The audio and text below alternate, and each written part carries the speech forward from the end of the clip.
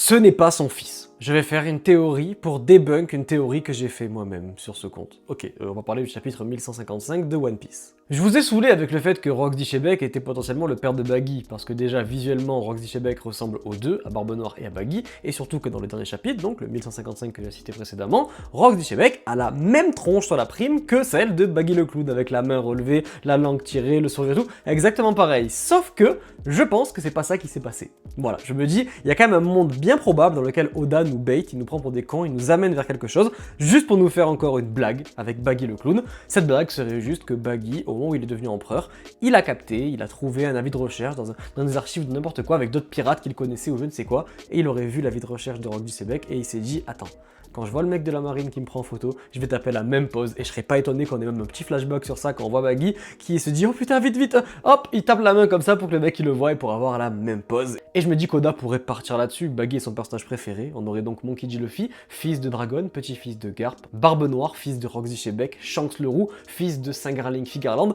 et Baggy, fils de personne. Fils de personne, il est là, voilà, il est empereur, mais c'est le seul qui est légitime, entre guillemets, aux yeux du monde, car il est le fils de personne.